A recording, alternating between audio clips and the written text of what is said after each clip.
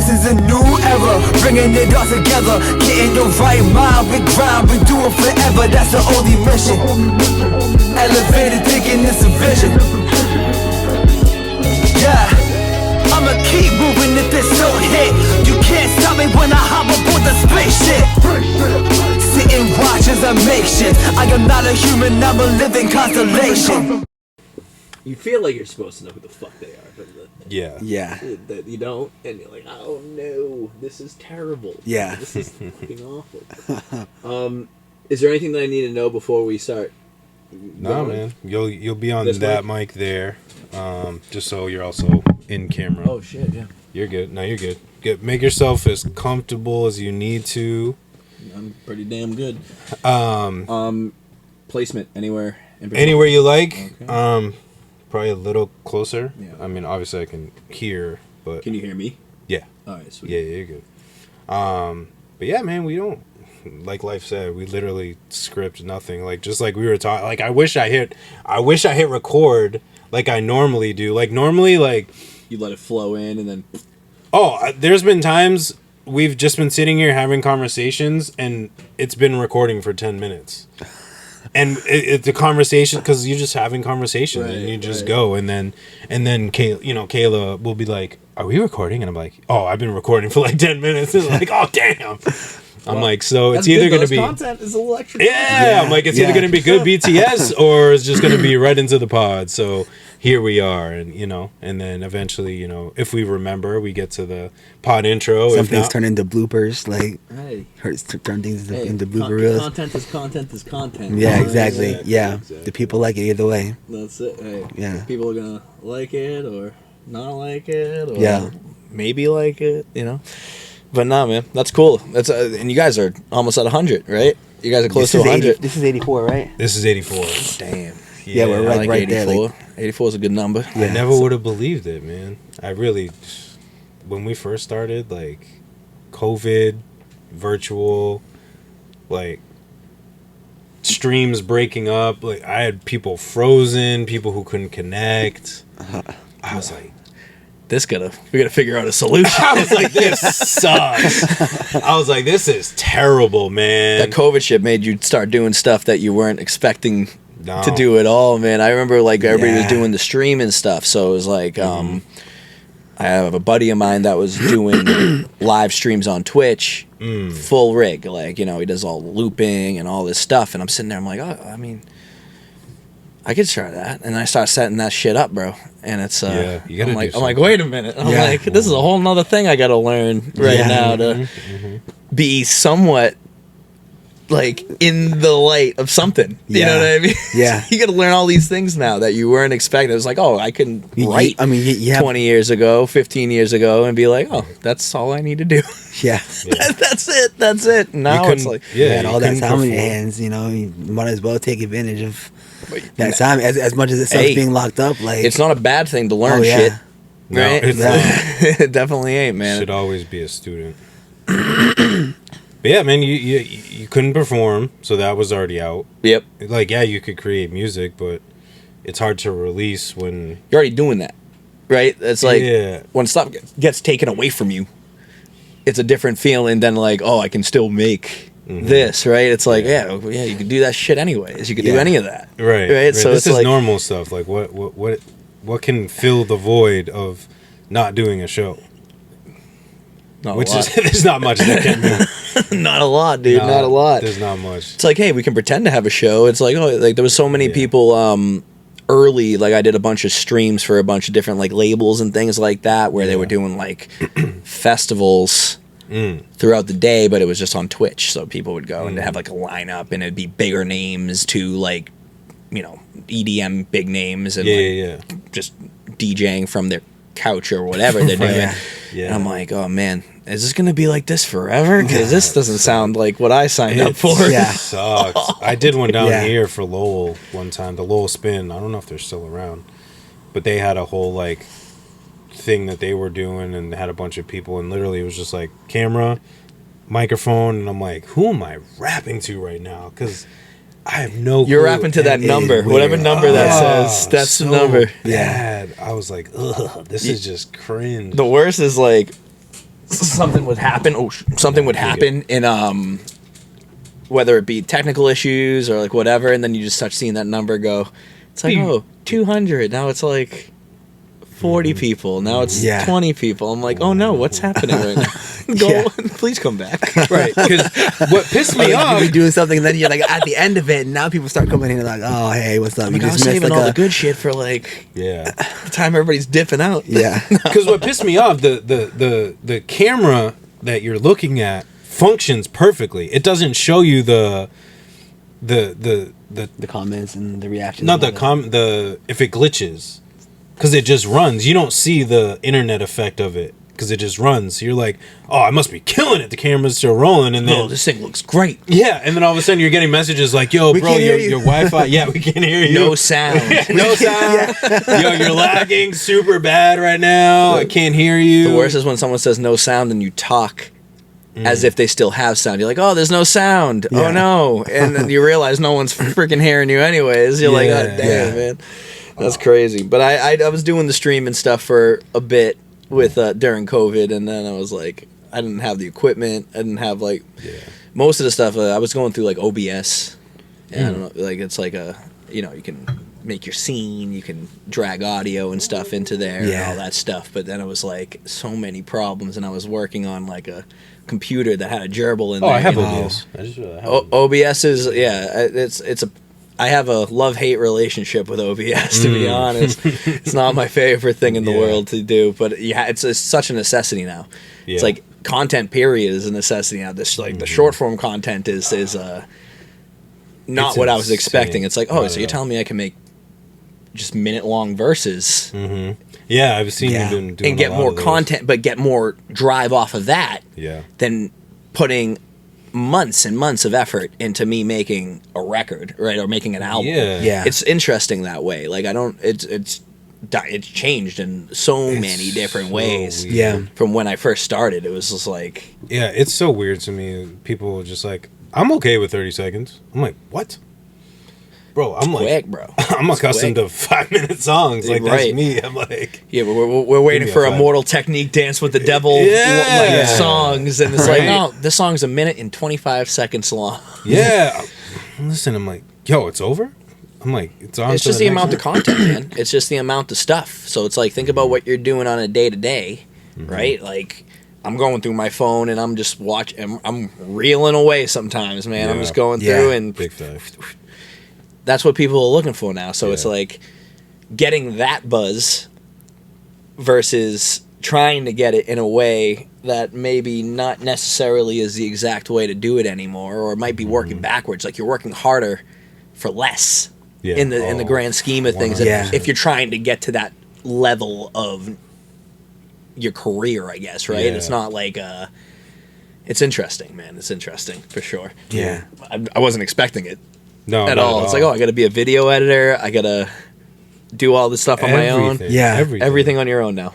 Well, because you see artists now too. They will create songs specifically for TikToks and Reels, and they do like an open verse challenge and stuff like that. Well, I mean, some of those are cool.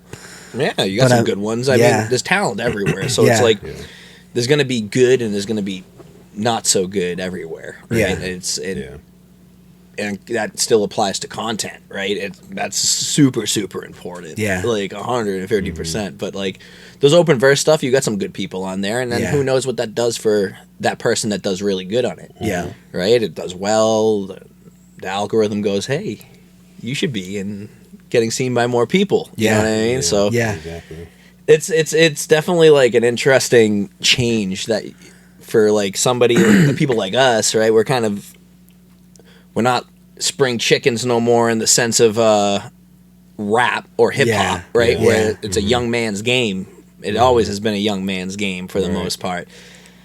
To now, you're like we had it one way, and then it's kind of like how we grew up. It's like we had no internet growing up, and then we had internet. I don't know how old you are. 30. 30? Okay. Yeah. 35. All right, so we're all in the same bucket. I'm 32, so it's like we grew up in the same kind of way, and now just doing the same exact thing with music, where it's like we're learning about all of this new stuff that we never had to do. It's like everybody had a part I remember when I was like, we had the producer, then we had the engineer, Right. then we had the video guy, and then we had boom, boom, boom, boom, boom. Yeah. Now it's like, okay. The marketing team, the you know, the, Yeah, the and PR you can people still here, do that. publicists. Yeah, It's still possible, and that's usually how successful. but it's not 1,000% needed anymore. No, you know what I you can mean? do everything on your own now. Yeah. You can do literally everything you want. Yeah. It's because of COVID. It's like you said, you had to learn how to do everything because nobody was around. You couldn't go out. You couldn't, like, yeah, you could connect with people, but, you know, working with a producer, you know, working with your team, it's a lot harder through emails and Zoom calls and Yeah. all that other stuff. So people just like, screw it, I'll just learn myself. And then they took over, and, you know, TikTok came into the picture of, hey, you look bored, scroll through some videos all day long and we'll give you content to look at since everybody's sitting at home. It was And like people a were like, perfect storm. Yeah. Perfect storm of Yeah. shit that kind of just like, unfolded all right, right I'll there. learn how man. to do that. I'll learn how to Yeah, do videos and, you know, do stupid stuff. And then it turned into, you know, music got involved into it. And then here we are. Here we are now. Yeah. Feeling Now it's like a little bit of everything. everything. You know what I You mean? catch everything. And then fitness, everything. Yeah. music, clothing, to You- controversies of everything.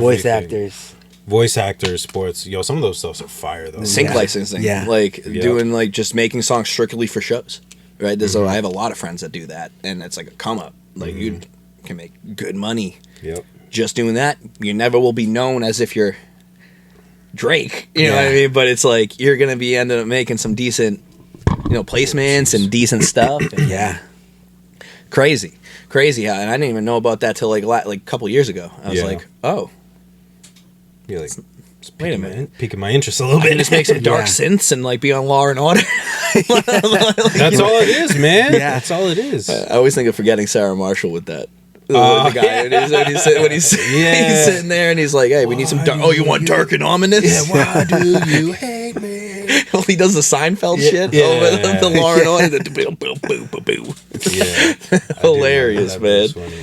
And then when he was depressed, Oh, it's a bad. That's one of my. I feel like that comedy slept on. I love for like a rom-com kind of Yeah. style movie. Yeah. It was in that same kind of time as like what was it like 40-year-old. It was like that same knocked up, not knock loose. That's a hardcore band. knocked up.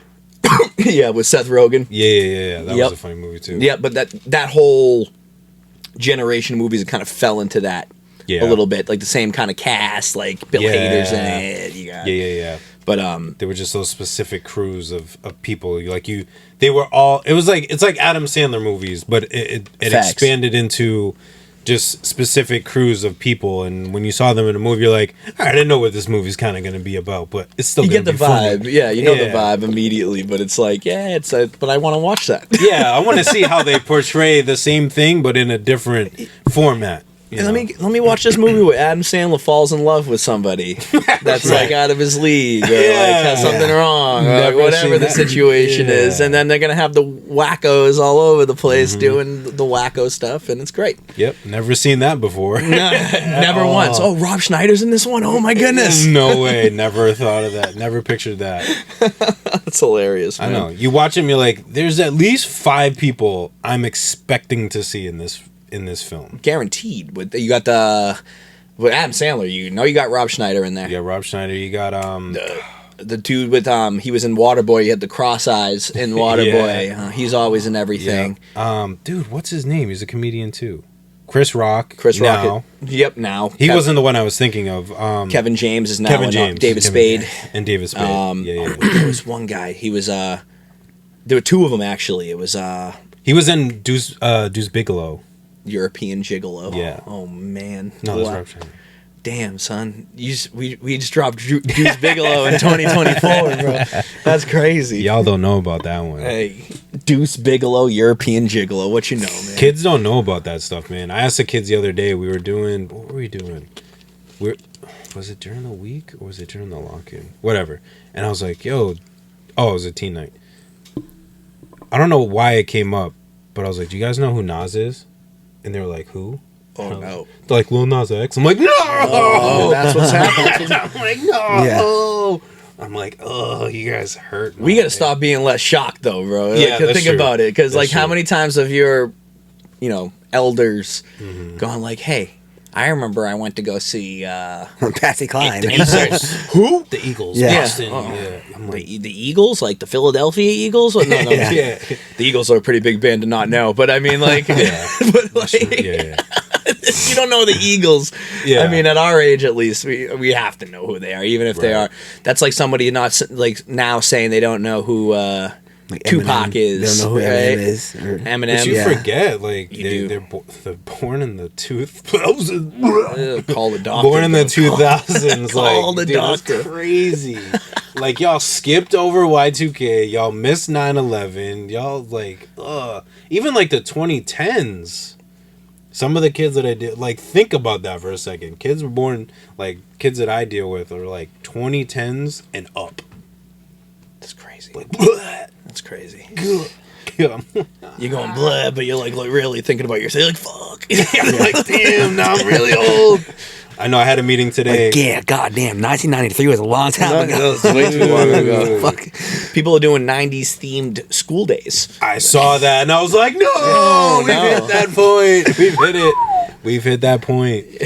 Yeah, I had a meeting today and the kids were like, again, with teens, and they were like, oh, I'm a senior in high school. And then it was my turn to introduce myself. And I was like, no, I'm 14 years out of college. And I was like, so I'm not in high school anymore, but here we are. And I was like, But I'm young in spirit. yeah. Yeah. Would have been 18 years out of high school. You just but- start saying things when you get older that you don't expect to say. You're like, you heard it when you were younger. Like you something just- like that. It's like, yeah. I'm young in spirit. And then Yeah. you're like, what the hell does that even mean? like, When you're damn it. 16. And then you're like Yeah. 30, you're like, I'm young in spirit. Please tell me I'm young in spirit or something. trying to be. My body Yeah. may not be young in spirit, but Dude, that definitely ain't it, bro. That ain't it. I'm fighting it. I am fighting it tooth and nail, Dude. To just not.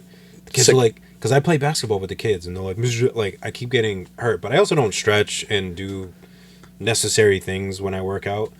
So then they're like, "Mr. J, you just need to stop." I'm like, "No, I refuse." I don't know why. Like I think just the athlete in me still has that like competitive need to play, need to get better for no reason. I'm like, I'm not going to the NBA. I'm also 5'9". It's not happening. Definitely not happening. Yeah. I'm 35. But fuck, I still want to shit in these fools. Like, I still want to drop 30 Yeah. on these freaking 13-year-olds, Right. bro. I'm like, yo, I'm trying to dunk on one of these kids. It's possible. I've dunked before. I'm like, yo, I'm trying to at I'm least. trying to make you better, bro. Yeah, this is only helping You want to This make is only varsity? helping- This is Yeah. how you do it. It's true though. I coach them all the time. I'm like, this is how you play, man. Like, you got to work at some of this stuff. This is how you do it. I'm like, I can't coach you and then play like trash. Yeah. No, you can't do that. I got to be able to shoot. Yo, you know? No, I'm beating. Once I have a kid, I'm beating that little shit 100-0. Yeah. Get better. They get pissed There's too. this 'cause- kid that I've known for a long time, like since he was born, pretty much. I mean, I've known him forever. Like every summer, I used to go to Maine, at, like Yankee Land Campground. This kid Keegan, like he's like a senior in high school now. He's dropping like 20+ points a game, but like before that, like he would always play against me. Yeah. As he got older, like he That's got how you get better and better. better. Yeah, That's how you I get was better. always teaching him Yeah. shit. Yeah, Got to get roasted a couple times. Yeah. Man. And that's like I feel like that's a little lost with the younger kids. Like I don't think that's happening very often, or at least they're not looking for it. Like I remember trying to find people that would shit all over me. If I played basketball when I was younger, traveled, all sorts of stuff. Yeah. Typical stuff. I was basically Mike Miller. I could just shoot really good. Yeah. And Mike that was it. If anybody ever drew NBA comparisons, it was always find the white guy that can shoot. yeah. That's Gonna true. be who That they is want true. me in with. Yep. Nah, but I always was looking for the people that were way better than me or quicker than me. Yeah. or like That's what I tell the kids. I'm like, you're Gotta going play to out. face people like me. Yeah. You're going to face bigger people, faster people, that are going to push you around. So get used to it. Yeah, man. Yeah. And it's happened for one of the kids. It clicks, and we practice almost like every teen night. We'll do like shoot arounds or do like one-on-one drills and stuff like that. And he's gotten so much better. You can tell the people that want it versus the people that don't. Yeah. a lot, and that's Yeah. everywhere. You know what I mean? Like you have that drive or you don't have that drive to Yeah. do that. You know what I mean? Yeah. Like no one wants to wake up at 5 in the morning and go to a gym and shoot basketballs. No one really wants to do that, but it's being able to do that even if you really don't want I'd rather sit in bed right now or wake up and play some vids, whatever it is. You just know when someone has the itch for it, you know what I mean? Like, and it shows, It shows everywhere. Oh, yeah. Everywhere. So it's like even your attitude, and this goes for music too a lot of the time. Most of the people that I see that work the hardest are generally the most humble people. And then the people that talk the most about how good or whatever they're doing are rapping over the vocals. hey, is that where we're starting? Right? Just one more time. Is that a pet peeve of yours right there? You gotta. I mean, a lot of people are like that. Yeah, I mean, I don't know. I see somebody, it's like whatever. But I mean, I'm more like, we talk about it all the time. I'm more like, just having natural, proper performance mixes. You know what I mean? I see, like, as a young gun, how that would be appealing, though. So like that's the way that I look at it, and for sure. If especially like I've always had situations where like, especially with like smaller shows where sound engineering isn't really where it's supposed to be, right? Or like you sound like trash. You're going up there and there's some guy in the corner that doesn't give a shit about this show at all. That's like, you know what, I'm just going to hone it in here and we're just going to do whatever. We're not going to EQ or compress your vocals at all. We're just going to let you rock off. Yeah. Like, I can see why somebody would be like, it's going to sound like shit. So let me just put the vocals on it, right? That's a good perspective. With that, I understand it though, because if someone's good enough where they can project and they can make it sound good, or they have the right gear to make it sound the way they want, then you should be just doing it as is. But there's I feel like it's situational. Like in a way. I get what you're saying though. I guess I can see it too, because like if you're like in like a big ass with a lot of people, with a shit ton of people, like it changes sometimes, it a little bit. Yeah, like right? depending on how the PA is, like people in the front may hear you, but people in the back may not. I understand it less with big shows than I do with smaller shows, though. Yeah. So which is weird, because it's like the bigger shows is like, bro, you have the resources to make your vocal chain sound absolutely amazing right now, live, right now. Right, especially the bigger names, like your millionaires. You know what I mean? Bring a rack with your vocal chain, with whatever you want in there, and then make it sound amazing going out. And I just had a guy build my whole live set for me in Ableton, where everything's automated. So like I have all my tracks. I don't need to DJ anymore. I just have all my tracks. I'll click a button and everything will change. So my reverbs will change, my tune will change if I want auto-tune on my vocals or not. I can adjust that live if I want to or not.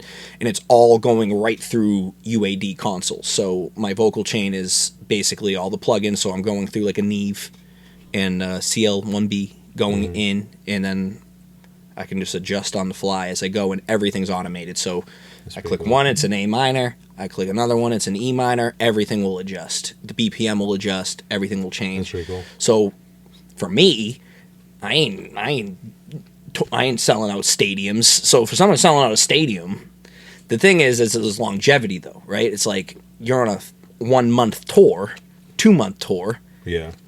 Yeah, that's true. The voice is gonna fries, bro. Fries. I don't. Have you guys weren't you doing a tour when I talked to you last? Like a New England tour, or was it a bigger one? What are you? Sorry, because I know this is a huge sensitive subject. Oh, did I bring something up bad? Oh no. I don't mind. That was Mark Battles, right? I believe so. So last time I saw you were at Rap Night. Okay. And you and Murph, I believe, were talking about Michael touring. Murph, Okay, yeah, that was the Mark Battles one. Yeah. Was it some shit go to shit? That straight up got canceled. Yeah. Damn, bro. No notice or anything. There was a bunch of blessing in disguise, though, man. Yeah. If it wasn't canceled, you might have been in some shit. Yeah. Trust me, it's not very fun if it's not organized correctly. So if you went into a situation like that, you might have been worse off. Yeah. Because I've done tours when no one promoted the tour. So like it was That's like fun. you have a guy that like put this whole tour together, and then you're driving 12 hours, and then no one's no one there, there, yeah. and then you leave, and then you drive another 5 hours, and then maybe you have some people, and then it was I did, one tour I did was completely empty. the whole time. Damn. I was like, damn, this is not good. I'm like, this isn't fun. Yeah. This is not. I did a show like that and it felt awful. Dude, it's the worst. It's the worst. It was at the Jungle. It was there were 3 artists on the bill, and those were the only people. I got some that were real there. beef with that spot, man. I don't like the Jungle. I'll never play there again. I don't like the parking. Parking is one thing. Yeah, that's definitely you're in it's Union Square, right? Yeah. That's yep. They have no subs in there. So it's like for anything that has any drive with bass, It's not gonna. it's just not going to it's not gonna happen. for It ain't going to happen. You want some 808 sounding good in there? Nope. That ain't going to happen. Yeah. I had some. There was. Were we podcasting right now? I mean, it's not live, but we podcast. We bought it. Okay. Well, yeah. One of the guys, sound guys, there is a fucking douche canoe. I'm not a big fan of that guy, dude. I came in there. Where I didn't really need to. You know, that's the other thing too. It's like I don't know. I feel like the older you get to a certain point where you're like, is this gonna help me, or is this just me going out and doing nothing? Yeah. Like in a way, like. And this guy just like I pulled up, and this guy was an EDM night, so EDM needs bass. Yeah, that's pretty standard. Yeah. Pretty standard. run-of-the-mill, like you need that's like the first ingredient. Yeah, it's the first ingredient. Yeah. You need something to make people move. Right. I think bass is the key ingredient in all of that. 100%. Every genre. What drives people moving around? 100%. Drums and bass. Drums, yeah. 100%. Drums and bass. That's, you know, you can throw whatever the hell else you want in there. If you have a good groove on the drums and you have a knock in bass or something that hits nice and is clean, that's the best. It always is live because that's what you're feeling. You can't feel highs. Yeah, exactly. You know? And I'm going in there and I'm sound checking and I'm like trying to do the thing and I'm like I'm figuring out live that there's no subs in the venue, in a music venue, which was I was a little confused. I was like, why? What is happening? This is a concert venue. Yeah. Why is there no subs? Not one sub, not one thing. It's literally just those PAs. If you ever go back in there, pay attention. Like, look, it's literally just those little PA speakers that they have there. Yeah. And that's it. And then I was trying to sound check and I'm doing my thing, and this guy was just so mean. He was so mean to me. I didn't understand what I was just asking him, like, can we turn this like up? He's like, no. I'm like, okay. Can we? Do you guys have no? And then he's just like, just mean, bro. Just like completely rude. Like he didn't want to be there. It was like one of those, bro. It was one of those. I'll never play there again, ever. I don't care if the Pope is gonna be there. I think I know who you're talking about too. I think I know the guy that you're talking about. Yeah, I don't even care. You got long hair. This dude, that guy is older dude. Older dude. Yeah. Guy's exactly been to. He's like, this ain't Zeppelin. I don't give a shit. That's what it felt like when I was talking to him. I was like, all right, man. I'm like, probably just had to work, and he's like, I'm sure he's having a bad day. But I wasn't even doing nothing to him. You know what I mean? I was just like trying to sound check. I'm just like asking normal questions and doing the thing that I do. And it was almost like I was asking him to get a root canal. I was like, damn, bro. I'm like, I can't be playing there no more, bro. No subs. That's crazy. Can't do it no more. I never noticed that, but you will now. Yeah, I know. I'm gonna if I have to go to a show, then I'm gonna be like, where's the subs? but where? Does the sub stop down the street? No, not that. no. We got the subs and the heroes all over Union Square, except for the Jungle. Apparently, except for in the Jungle. I'm like roasting like the last local music venue that we. I know. There's like no more anymore, and I'm just sitting there freaking like, cancel it. Get these motherfuckers out of here. Cancel the Jungle. I know there really isn't. I mean, you got what? The Middle East is still. I mean, the Middle East is still. And who knows what's happening there, man? Yeah, that's a whole. Who knows? I worked there for years and years and years. Really? That's cool. Yeah. If you can call it that, that's cool. Yeah, I mean, okay. Maybe not. I'm just gonna fuck with you. No, it was cool. I met a lot of cool people there, and obviously shows were free, so you got to like kind of on a Friday night. It's like, oh, you have the corner room, then you have the upstairs and downstairs and Sonia. Yeah. So it was almost like a little mini festival. If you wanted to go out, you just like kind of pop around if you were working there. Like, That's true. this 80s band's playing at Sonia, and then downstairs you got Raekwon, and then you got some local people over here. It's Right like in the corner, yeah. yeah, it felt like a mini festival every Friday night if you wanted to There go you out go. there. So That's true. That's true. But yeah, that's it, bro. It's like Middle East. You got the Jungle. With the Jungle, Jewel is still kind of out there. Jewel and If we're Manch. stretching to, Yeah, that I would consider it that. Still, that falls into the category for me for sure. But like, think of Great Scott, gone. Wonderbar, gone. yeah, Don't exist no more. Opus. Opus. Is gone. I didn't even know that was gone. Really? Yeah, Opus is gone. Yeah, it's dude. like We it's like a performed there. restaurant. I used to Right, love yeah. Opus, man. For Yeah, a small Opus was venue dope. like Yeah. show, it used to be one of my favorite spots. Yeah, Underground, first Yeah. off, it's downstairs. Yeah. The drinks were good, the food was good, the I remember vibes the food were was right. fire. Yeah. It didn't sound like trash in there. Even like they had subs. they had subwoofers. But like, did you do what shows at Oak where you were like rec shop? I Like, did. It was for Afton. It was when I was messing with Afton. I don't know if you've ever messed with them. So basically, what they do is, like, you sign up with them. I'll try to give the Sparks Notes version. You sign up with them. They will kind of suggest shows for you based on your criteria. You know, hip hop, location, yada yada yada.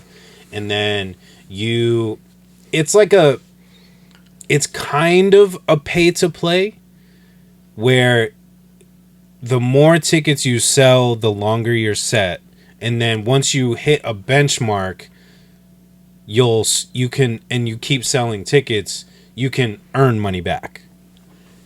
I never heard that. Like Yeah. I've heard pay to play before, but the set time is an interesting Yeah, one. so it's Yeah. like you sell 2 tickets, so like you may not get to perform. You sell 5 tickets, you get like 5 minutes. You sell 10 minutes. You know, and then, It's kind of like selling up, like, you know, just like physical tickets, but like everyone has to like click the link. That's You're driving match traffic to the link. Like I've had obviously stuff like that where it's like a door deal or it's Yeah. I've never heard the amount of time or amount of tickets you sell equates to the time that you had. So it's like, oh, you sold 1 ticket, you got 2 minutes, bro. Go up Yeah. there, Yeah. do your song, half a bro. song, do half a song. Get the vibe going, bro. Go up there, Yeah. do your 30 seconds. hey, this is my one and only one. So thank you guys so much, and hello, nice to meet you all. Like, Yeah. you know what I mean? Yeah. Like, I've always I avoided all that stuff quite a bit too. Like I never, I also was like I got involved with the shows relatively weird. It wasn't like I was pursuing shows. I was like, hey, I'm gonna book. I want to play at this venue. I think I did it like one time, and they didn't let me in because I was underage, and it was a 21 bar or whatever. They couldn't let me in. Would have been nice to know that probably before. After doing all that, Yeah. yeah, right. Yeah. Before showing up, but like I avoided that stuff. It always kind of gave me off like sketchy vibes. Like, why do I have? If you want me there, Yeah, why? I get you. Doing that, how much? I don't know if you've done it before, but like, how much has it helped? Has it helped you a lot?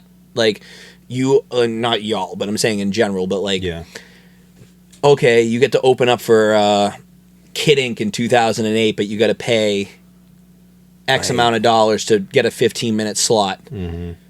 Was the return on investment for that worth it? yeah. I get what you're saying. Yeah. A lot of the time it's no, right? Like even shows that I get paid to do sometimes isn't worth it from the sense of growing my brand or growing me as an artist.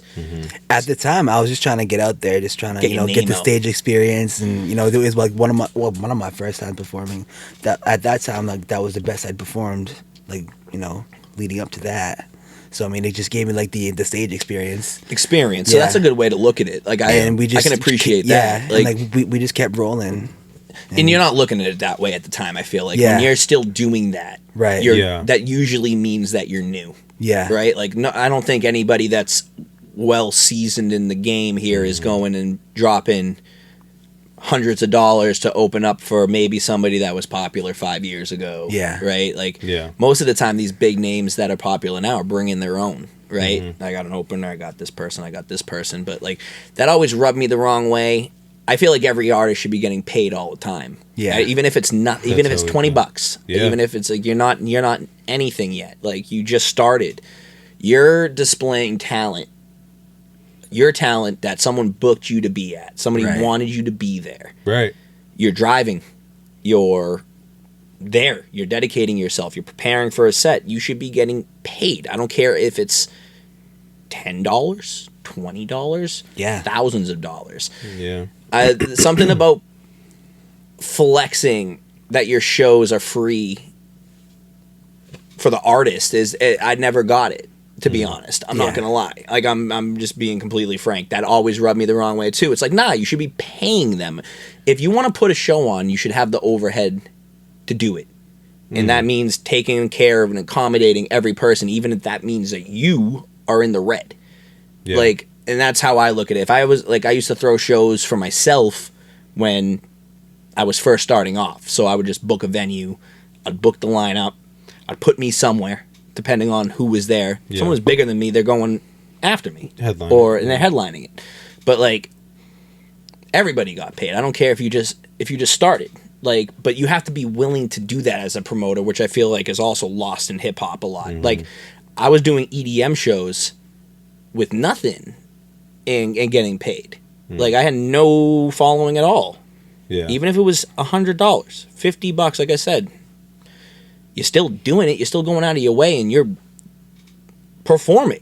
Yeah, exactly. Like, you should be getting Yeah. paid. you're gonna Everybody. get more Especially artists if to you buy take into you it. take it serious. You're a brand, like, you know what I mean? Like, It almost waters it down Yeah. in ways. Like, if you just start saying yes to everything, which I learned the hard way. Like, Yeah. I've done Yeah. that myself. I'm sure everybody has. Where Yeah. you do a show, you say yes to a show, and you go to that show, and that show is a mess in the sense of logistics, in the sense of whatever. You know what I mean? But that's always rubbed me the wrong way with hip hop specifically, because I don't see it anywhere else. Yeah. I've been in the EDM scene for a long time.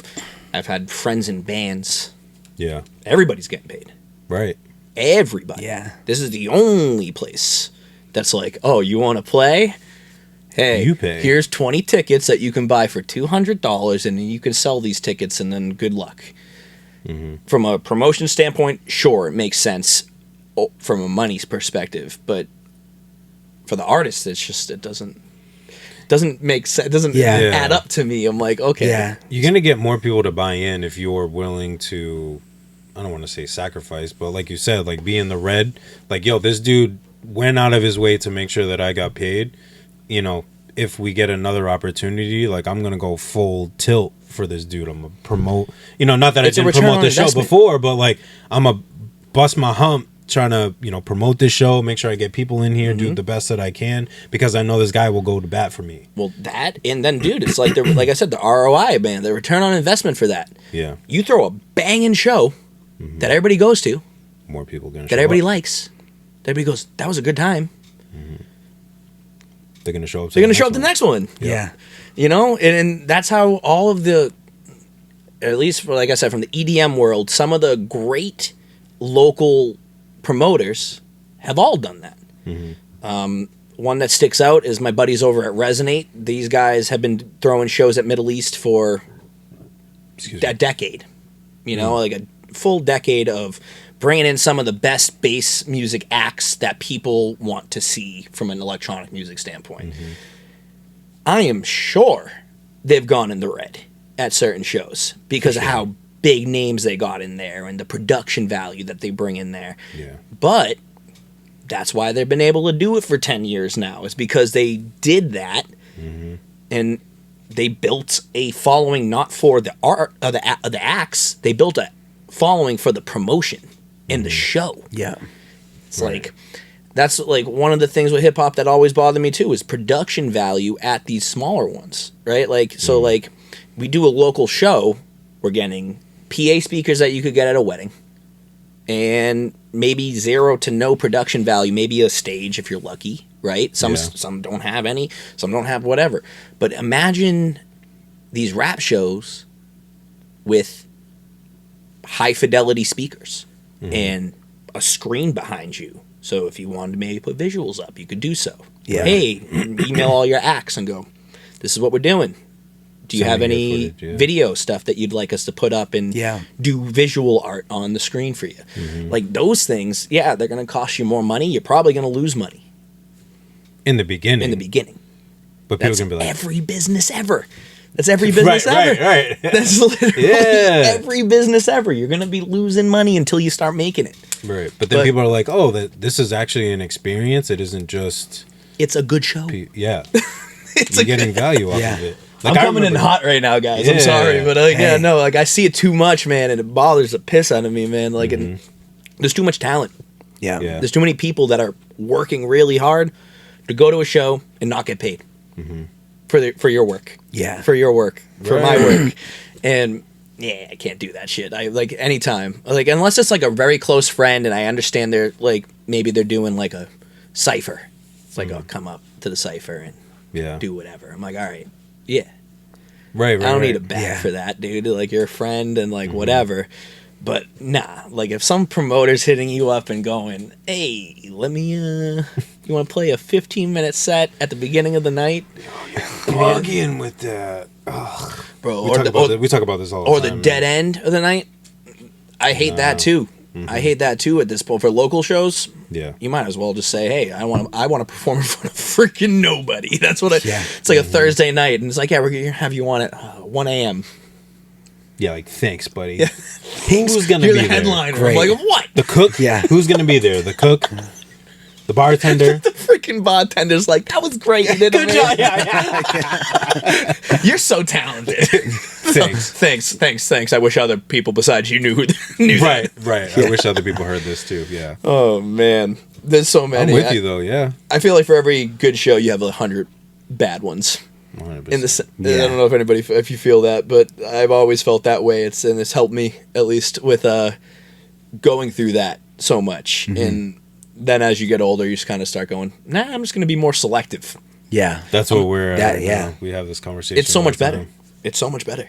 Like I haven't performed since August because I'm like I'm not just taking a random Joe Schmo show. I'm not. Our caliber is too high. Our catalog is too high, and we put on a good show, and it's higher than you think. Yeah, for what it's always higher than you think. So whatever you're thinking your value is, add another 2 to that at least, and that's your real value. Which like my manager Honeycomb was, he asked me what my rate was, and I told him my rate, and he's like, oh no, he's like we're doing, and it was absorbently more. And I was like, that ain't gonna work. I'm like, no one's gonna book me for that. You'd be surprised. Dude. And I was like, whoa, the first 3. I was like, boom, boom, boom. I was like, oh. Okay. I think it's important. Like, important to understand your value. Because that shit will beat you up. You start doing a million terrible shows where people ain't treating you right, or you're not getting paid, or you're not doing this. It's just going to run you dry. It's going to get those tires all burnt up, man, and you're going to be like, what the hell am I doing this for? Yeah. Right? Everybody has different reasons. Like, everybody does the music because they love the music, right? That's the first, usually, unless you're trying to get a bag, right? Right. It's one or the other. You love it, and you don't care about the bag, or you just care you want that bag, right? And you need that bag, right? And I think a lot of good or successful artists come out of desperation of whatever they're living right now, right? It's a necessity. I need to make it to the NFL. I need to make it like this, or else I'm screwed. Yeah. Or I love this. I'm going to pursue this no matter what. I don't care if anyone's listening or not. And sometimes there's somewhere in between of that. But I think that's the 2 big spectrums there. It's like bag or love, and then whatever spectrum you are in between that. Exactly. But once you get to the point where you guys should be getting a bag. Yeah. Period. Yeah. Period. Especially around here. Nothing like that. It's just certain standards, bro. Like, I've seen you guys around the circuit forever. So if somebody wants you to come pull up to a show, bag. Give me a bag. Absolutely. That's what I'm saying. Yeah. It's like it's like a sidestep, but it was like what I heard about, clothing lines. Like I just launched my own clothing line, not to plug it, but HMF, have more faith. Have more faith. Because I was like, oh, like pricing and whatever, and the video was like, don't worry about your pricing because people are paying $200 for a pair of Jordans. Put your price up. Like, stop worrying, trying to go cheap. You know, oh, let me sell it for $20 so people will buy it. No, people are buying Jordans for $200. Right. They'll buy your shirt for 30, 35, 40. Yeah. And those are the people you want buying your shirt. Exactly. Right? Like, you're gonna run into those situations where people are like, yo, give me your shirt. Those are your homies or real supporters. They ain't gonna do that. Right. So if it is $40, there's a reason it's $40. Right. Like, hey, I spent 30. Right. I gotta get something off the get top. at least $10. You know what I mean? Yeah, exactly. So that's all stuff that I feel like is super important, especially for new people coming in. It's like understanding your value and understanding if you might not yet. Right? Yeah. Those shows are there for a reason. Some open mics are there for a reason. Right? Right. The first rap shows I ever did were rec shop shows at Opus. I didn't know anybody. I didn't know there were even rap shows in Massachusetts or open mics. Yeah. I was like, I'm just rapping at parties, dude. That was it. I would go to a party and I'd be like, oh, Kyle, freestyle, and me and my drunk ass over there would be like, all right, sure. Yeah, sure, dude. Yeah. And then I had like a couple friends that were like, you should do this, and sure enough, we started doing it. But like, there, when people are new, it's so funny. Like the level of confidence is impressive, almost in a way where I'm like, man, I wish I was as confident as you, and you haven't done a goddamn thing yet. Like, you haven't done anything. There's yet. some people, they're super. Yeah. They think they're Nas, bro. Yeah. They're thinking they're Nas, and I'm like, yo. Nah, man. Not yet. I like the confidence. The confidence is not cool, yet. but yeah, and I feel like that's also what it takes to make it. Sometimes you got to have that ridiculous, over the top confidence to get to that level of. You have to be somewhat insane. Yeah, like we doubt. For somebody to say that they don't have doubt at times, you're crazy. But like the confidence level has to supersede that, or else you'll just quit. You'll be done. Like you'll just let the doubt. Like you have to, like you said, you have to It's so have necessary. that. The doubt, Just- understanding how to work with that doubt is huge, because it does happen to everybody. I can't even count the number of times I'm like, I don't know if I'm gonna do this anymore. I've been doing it for 3 years, bro. I've been literally doing it for years, bro, of just sitting there. I wrote my last album was 19, bro. So, which is great. I'm blessed that I've been able to stay active, and people want to book me still. It's for like I do a lot of improv stuff, so it works. Right. But creatively, man, it's like I wrote that record. It was all about my dad dying. I remember that. That was a solid record. Thank you. That was Thank a great you. album. Great But album. what do I gotta say after that? Right? That's the issue that I've been running into. It's like, okay, so nothing is gonna hit emotionally as hard for me or as real as that. Because you just put it all into. I made that in a week. Every single record that I have online was made in less than a week. Damn. Every single one. So my Shadows of Autumn record, so the whole seasons, each of those different EPs were made roughly around 7 days ish. Nice. It was just, I was feeling it, boom, on the pad, into the studio, done, over with, get it out. Now, especially with what we were talking about earlier, with like that you're doing everything now. So now I'm paying attention to the beat, the mixing of the beat, engineering. How does my mix sound? How do I sound?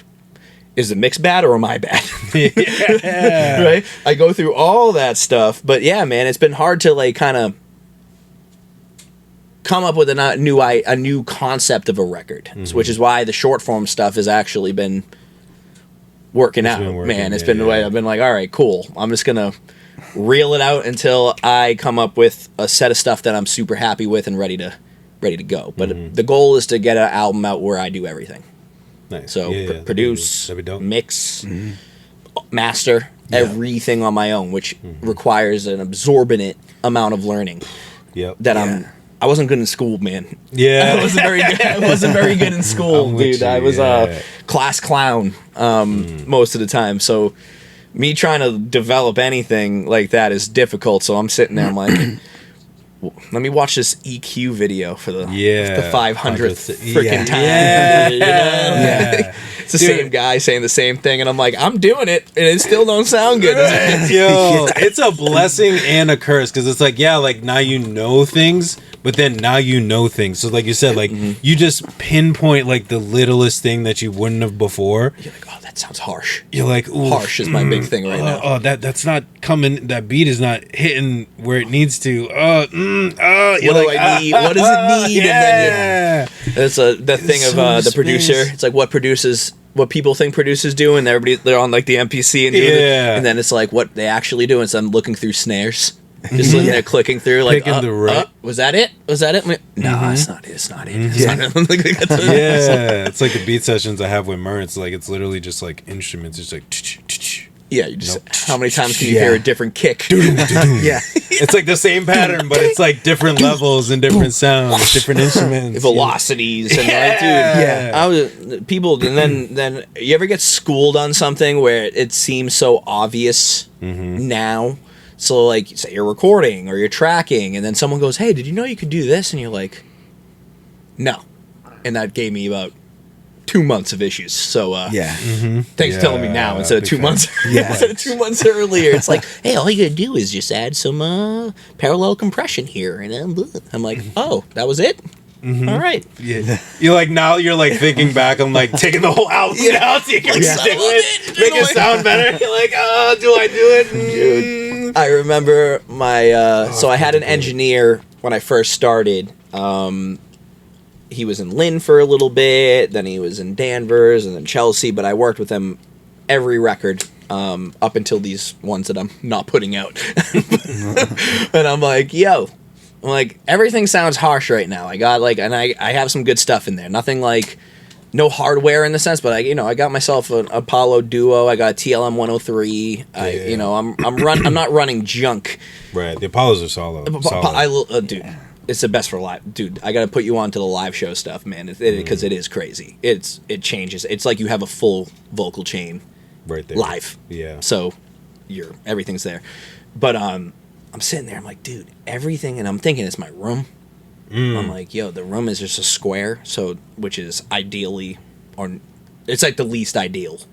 If you have a straight square room for mixing for anything, because it's just gonna bounce everywhere. You want everything rigid. That's why you see like, you ever seen wall diffusers or the wood diffusers where they have like the wood poking out and things like that in the studio?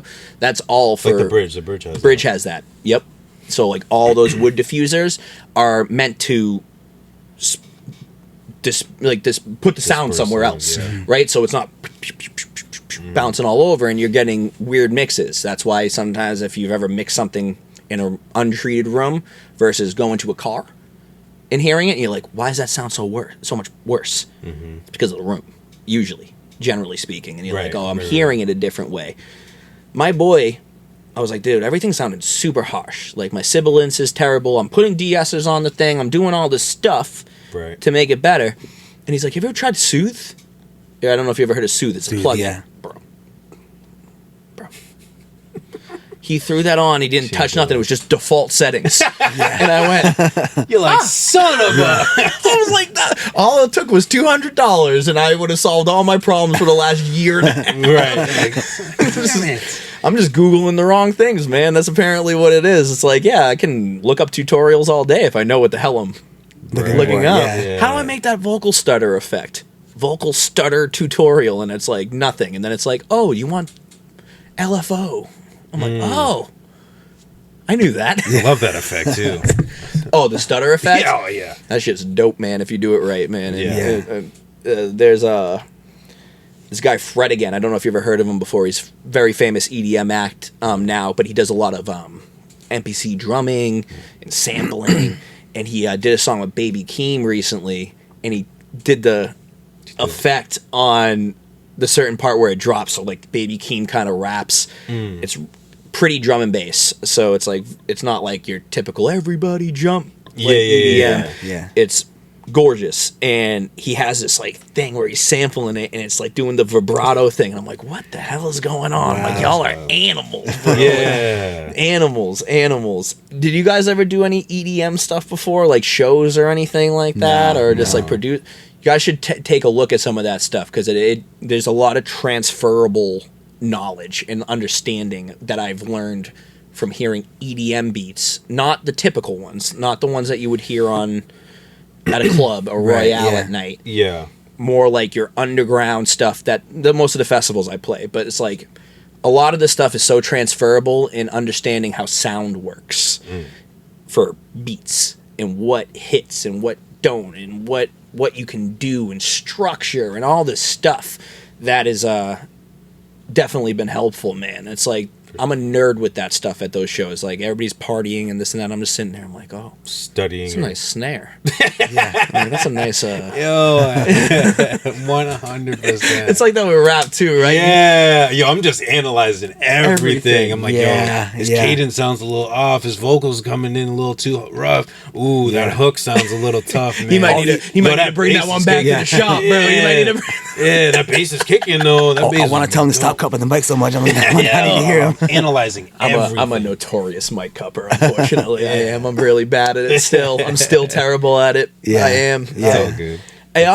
In my brain, it always sounded better at least to me, right? And I was talking to my buddy who's if you've been to Jewel, you know those big speakers? Yeah. He owns those speakers. He's an engineer there. They're one of the best. They have some of the best sound system speakers Jewel is a dope in the setup. world. In the world. That's not even an exaggeration. Hennessy Sound Design is super, super popular. But he says it to me all the time, right? Because I'll be up there cupping like a motherfucker. And I like I said, I'm guilty as hell. Yeah. I know I'm doing it. For me, like I'll start like this, but then like as I get into it, His like hand it's just just gets all the way up. You're like, Listen, if Tupac can do it, I can do it. That's why I said no. I'm just kidding. No, but like he would tell me and explain it to me, but then I'm like sitting there, I'm like, sometimes when I'm doing it, and this could be totally wrong, so anybody watching, don't take this advice. When I've cupped, I've always felt like it's cut my low end out a little bit. And for bass music, it helps me cut through a little bit more. They can do all the whatever they need to do on the other side, whether it be EQing or whatever. But for some reason, if I sat there and just did a mic check, not cupping the mic, to me it always sounds a little muddy. And that could be I've solved that problem with the live rig now where it's exactly the way I want it, but I've always had that in my brain, and that could be, like I said, totally wrong. Not true. Right, don't quote me on that. Shay, don't get mad at me. But yeah, man, it's like, for me, it always felt more comfortable. And there was never somebody besides sound engineers who was like, you gotta stop cupping the mic, or MCs, right? Yeah. I've never heard Jenny at the show go, Right, hey, you've been cupping the mic. Yeah. It sounds like shit. Like, no one says that to you. Like, you know what I mean? No one even knows what that is. Yeah. Besides us. Yeah. The nerds. We're all cool nerds. Yeah, I do I do the like everything except like this finger, because this finger protects the mic from slamming into my teeth as I'm jumping. What's the worst thing has that happened to you while you're performing? Oh, 100%. I've slammed mic into my teeth. What was the worst thing that's ever happened to you performing? Worst thing that's happened? Embarrassing. That's a good... Embarrassing? I don't know if it's... I mean, I've had the, like, forgot the lyrics. That's happened a few times. But, like, embarrassing? Like, you ever do something on stage? You ever rip your pants on stage? Nah, You ever... Like shit yourself? Nah.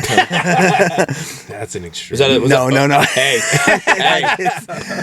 Nah, I've never You're living your done best that. life. Like, Yeah, right? he's out here shitting his pants on stage. I've never shit my pants. Tell everybody. Right. Tell everybody. Look dead in the Tell camera. everybody. Tell them This right guy. All the things that can happen on stage. Like, that's what I'm I drank so I was on stage, I just smoked and took an edible. I was very baked, and I had cotton mouth, and I'm rapping, and that's not a very good combination. Nope. Yeah, as you guys know. Yeah. I'm looking around the stage, decent sized stage, and I'm looking around, and I'm like, I thought I saw whiskey in a Poland Spring bottle. I was like, that's better. I go, that's better than nothing. So I'm on stage. I go, I'm not looking. Rapping, doing the thing. I take a sip, and a cigarette butt hits me in my fucking mouth. I was drinking. Somebody I did that.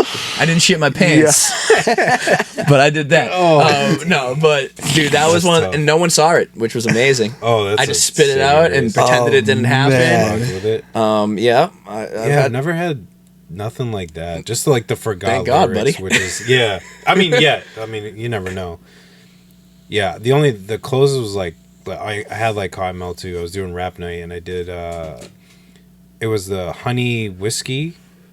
Jack Daniels. Yeah. Oh, I drank it before and I was like, oh, it's honey, you know? Yeah. Honey. And then I got on stage, I was like, I can't. Sorry guys, all I taste is whiskey Throat right was now. dry. I was like, this was the worst. I'm just gonna do a cover of idea Tennessee whiskey right now. ever. That's all we're doing right now. That's I'm mad trying funny. to chug water as I'm up there. I'm like, I don't know how I'm gonna make it through this set. No, well, hey, you did it though. I right? made it. I did make it It's through. a testament to the Yeah. will to succeed, Yeah. bro. You know what I mean? But yeah, nothing crazy. I've never like fallen off stage. Thank God. I was worried about falling. I did this. I did a festival out in Mount Snow in Vermont. Yeah, It's I've heard of it. So there was a festival in the winter, so it was like snowing and big pretty stage. It was actually at the time it was the biggest show I ever did, and the whole stage was a big sheet of ice.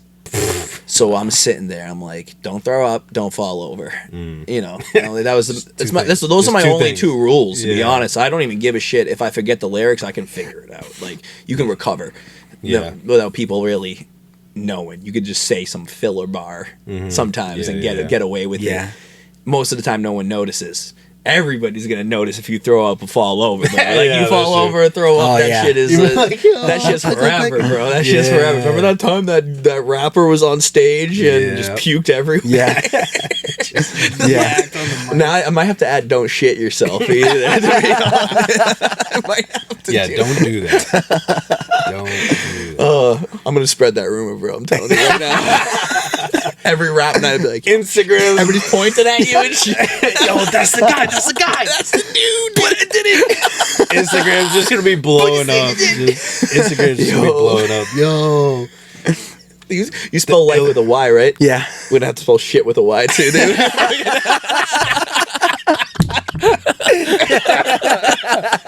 Oh man, yo.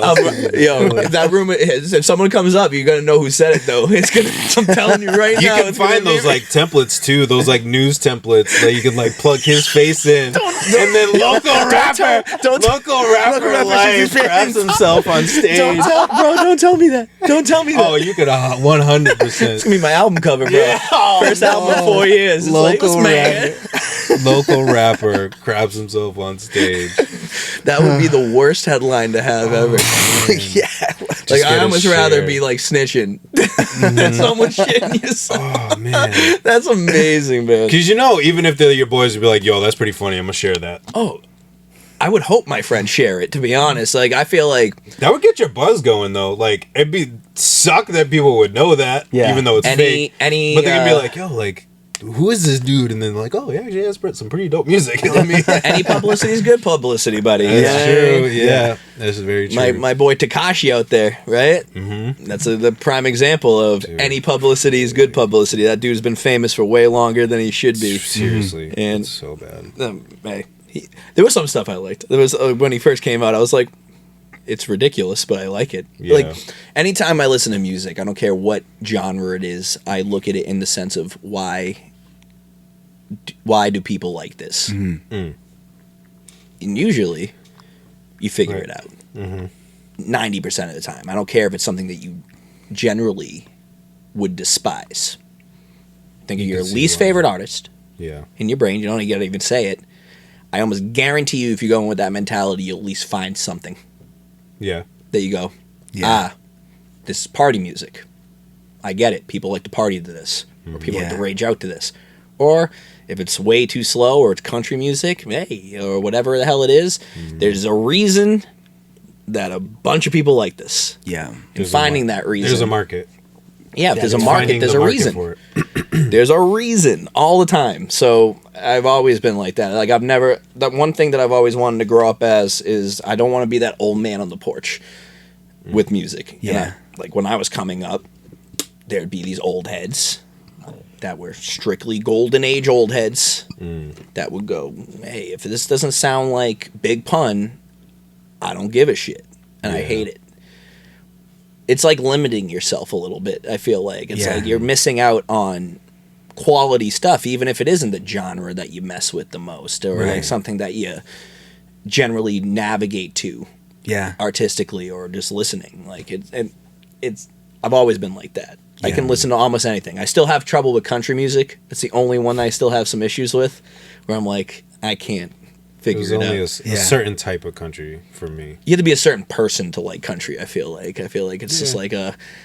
I just feel like this Midwestern belt. I feel like almost like it's like 75%. I'm like, oh, y'all, the reason this is so popular right now. See, like with country, I don't mind it, but like it's not the first thing I want to play. You know what I mean? But if it happens to be playing, like I can tolerate it. It depends too. It's like if it depends where you are. Older stuff. So like I've listened to some like Waylon Jennings or like Johnny Cash or Hank Williams or some of those older guys, more like outlaw country they call it. Yeah.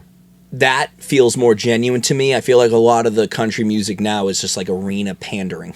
It's like these dudes talking about tractors and work boots probably are saying it all from the comfort of a mansion. Right, a mansion that has no dirt anywhere. Yeah, they're living in Hollywood or something. Yeah, you know what I mean? Like I always feel that way. Bo Burnham did something like that. He's a comedian. I love Bo Burnham. Yo, amazing artist. Like all the arts. Like he's a good musician. Talented musician, talented comedian, but he did the same thing. He was talking about that. He said something along the lines like, "Oh, you're talking about tractors when you're in the comfort of a private jet." You know what I mean, or something like that. And that stuff bothers me. It all sounds the same. There's some DJ, some DJ put 7 country songs and chopped them up and made one country song. And it was all in the same key. It was all the same riffs. It was all the same chords, stuff. everything. I'm sure. I was like, "Wow, this guy's hilarious." First off, Same that is context. everything, man. That's perfect. But yeah, man. I mean, it's mostly just any art. Like that's how I look at everything. So if it's something that I generally wouldn't listen to, I listen to it, try to with an open mind, and go, "Hey, there's a reason that there's a bunch of people that are vibing." Yeah. Yeah. I could not like Playboy Carti is a great example of that he's huge. He is a massive artist, and I couldn't understand it. I remember the first thing I saw from him was, I want to say it was a Rolling Loud set, and that dude was just screaming on the microphone, just like screeching, just like it's almost. I'll have to show you that before I dip out in here. Yeah. But this boy's just screaming on that motherfucker. Like he's just like just not rapping anything, but people are going ballistic. Yeah. It's I can see. Yeah, the vibe. It isn't the words. It's the beat with the culmination of whatever weird melody he's doing that these kids are flocking to right now. Yeah. And it is what it is. That's what the people are vibing with. So I can imagine going to a Playboy Carti concert and having a good time. I'm sure it would be pretty crazy. People are going nuts. The energy's crazy. Yeah. You feel it. I remember seeing Future for the first time. Did not like Future. I was not a fan. I was like, ain't for me. Yeah. I saw him at House of Blues. He opened up with Fuck Up Some Commas. And I was like, oh, this is amazing. Okay, I can see why. This is amazing. No, I see why. This is a vibe. And then you go back to listen to more. And then you go, oh, this would hit live. Yeah. This is perfect. Or those kind of things, man. But I cannot stand those dudes. And I know you know them. I know you know some of them. Like, I'm not saying anybody personally, but just like that general person. Yeah. Golden age. Straight golden age, and that's it. And it's like ironic that how hip-hop started was what? Right. Simplified party music. Yeah, literally. That's what it was. Cool Herc and all those dudes, they were DJing and they'd have an MC. Hey, we're gonna get this party started. And to where it's at now, you got like choppers and right. And then people that look at the age of Nas, Pac, that they look at Big that time. as what hip hop is. But in theory, what's more like hip hop? The origination of hip hop, the simple party music that's coming out right now. Like if you listen to some Bad and Bougie by Migos, right? Simple, right. Definitely for parties. Yeah. What's more like it? I would have to say that the Migos would probably be more aligned I get with you're what saying. the original stuff was. Like, I have a discography of essential hip hop albums from 1984 to now. I save them, and I have a Spotify playlist, tens of thousands of songs. For sure. The 80s, bro. Go through the 80s. Yeah. There isn't a lot that is conscious rap or bars. There really isn't too much. You have go. When did Straight Outta Compton come out? Late 80s. I think 88, I think it's like 88, 89. 87, so. 88. Wait, Yeah, You had the Fresh Prince. You had Slick Rick, yeah. Grandmaster Flash. Yeah, that's even earlier. But I'm saying, like, all these dudes, Run DMC. All of this stuff was very, very simple in the sense of what it was. It's not simple because it was never created before, right? That was Yeah. the big difference. But, like, in my opinion, like I said, it's like you look at some of that stuff, it aligns more with the new stuff that all these old heads hate. 88. 88. August 8th, yeah. Yeah. 88. But it's weird, man. It's like, okay, you had Public Enemy, NWA. Yep. Trying to think of some other 80s guys that were conscious rappers that were talking about some stuff or like barring up. No, Bone Thugs wasn't out yet. 90s. Yeah, that's one. 90s. It was close, but they weren't But out yet. you're getting my point. It's hard to even figure that out right now, right? We're sitting Yeah. here having that it's so... I always say that. Like, that's always been my hit point. If someone starts talking about real hip-hop or... What are you talking about? Yeah. What's real hip-hop? Explain it to me. What real hip-hop is. Is it supposed to be... Is it all lyrics-based? Because that's not what it was. It wasn't. No, it was just simple. Like you said, it was Flows. very simple and just Getting the party kid and going. play. Yeah. You had kid and play. Right. House party. Right. Literally house party. Right. You know, that was the stuff that they were, yeah. The origin of how hip-hop started was a party. It was parties in the Bronx, right? So, Yeah. like, dude, that shit always used to drive me crazy. I'm sitting there, I'm like, oh, this ain't real hip-hop. Listen to Wu-Tang. I'm like, yeah, I love Wu-Tang. I love Enter the 36 Chambers like Right. anybody else does. Yeah. But that is not what it was. And if you not look party at it, music, yeah. it's not. It was simple party music. It then took on different derivatives and changed things and did other stuff, man. But like, Right. The that's simple originators. stuff. And where Yeah. did that stem from? Some of it stemmed from rock, some of it stemmed from country, even. You know what I mean? Like all All that over the earlier place. stuff. Yeah, Yeah. yeah, jazz. all over the place. Yeah. So I can't stand those motherfuckers that do that, bro. It's like the originators of hip hop are like we are now looking at how hip hop has changed so much. right. Like from what we know to where it's transgressed over the past 10 years. right. We're like, oh, it's not what it used to be, and Nothing's ever what it used to be, right? No. Like It's always never changing. supposed to be the Yeah. way it used to be. That's There's the a reason for it. beautiful. Yeah. That's the beauty of music. Of is- art, music, everything. It always is evolving, even if it doesn't evolve in the path you want it to evolve into. But it's Yeah. going to evolve. It's going to change, and it will come back. You Like gotta it- keep it'll up with come the back. time. It always sure. comes back. It's Yeah. that rotation, man. Like when X and all those like emo rap dudes were doing their thing, that was all channeling early to mid 2000s emo music. right. That's all it was, and that's all it was, and that went out of style, and it's gonna come back into style, and then Yeah. now people are wearing baggy clothes again. Right. Yeah. You know what I mean? Like it will, and that's us getting old, man. You've Cheers. seen the bell bottoms. Seen the bell bottoms come back. You see the bell bottoms. You see the overall, like, there's some like clothing styles are like returning. Bro, all the dudes wearing baggy stuff again, man. They're just wearing oversized everything now, and it's like a popular thing now. And I'm like, bro, I remember when that was originally popular. That was high school for me. Early, yep.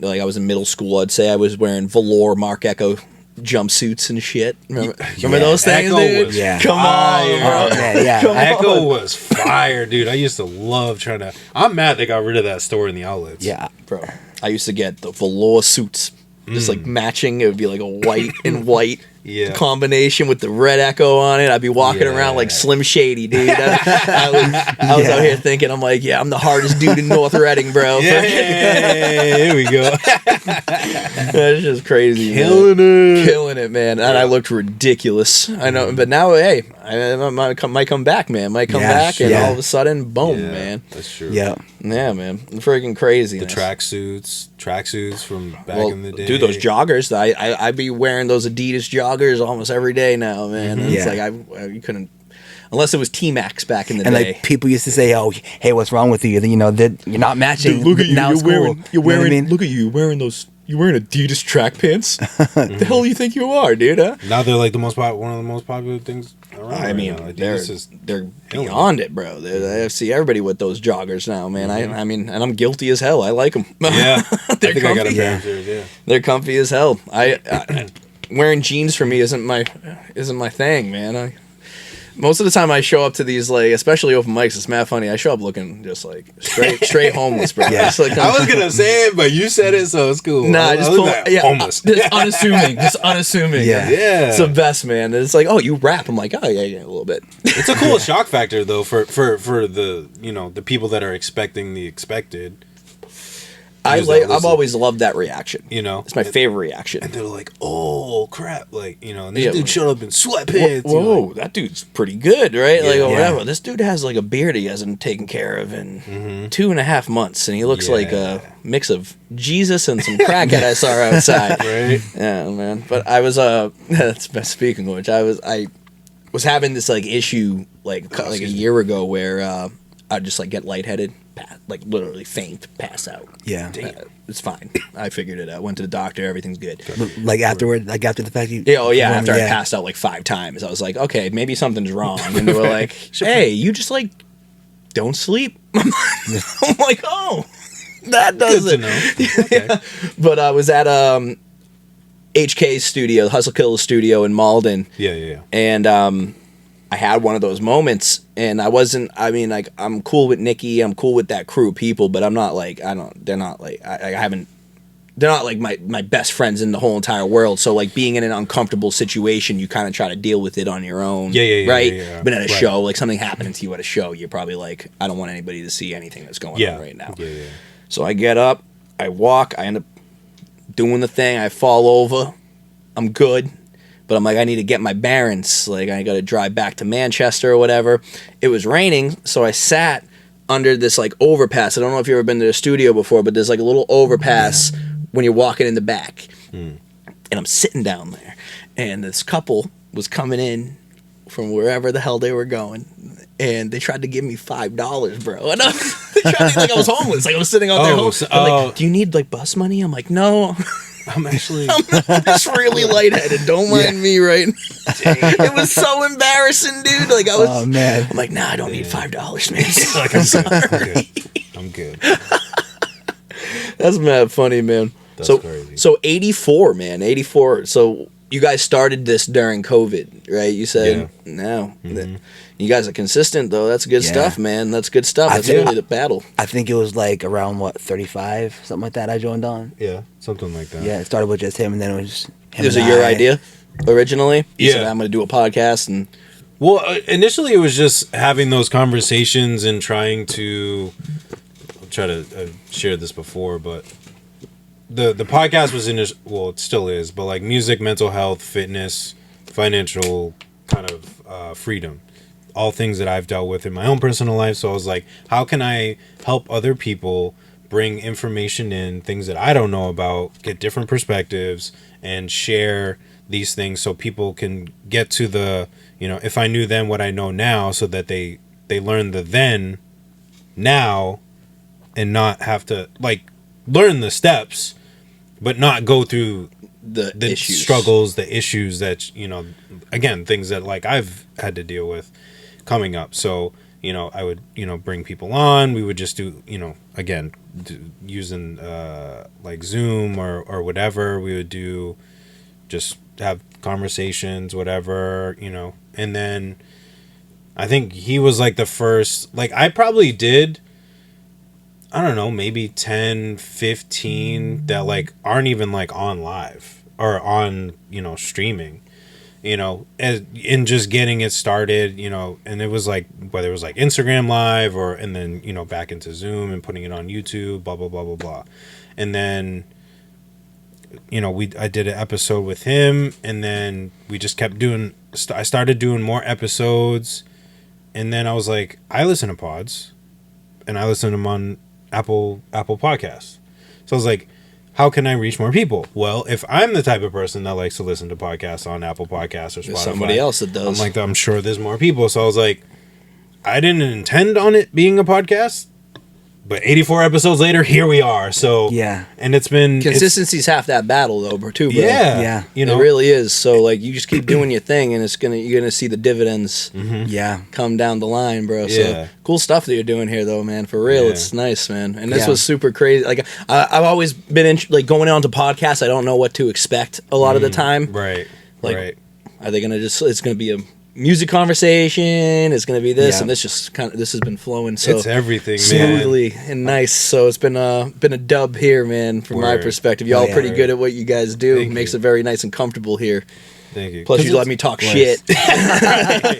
Well, I want people to share their experiences, because the biggest thing for me is perspective.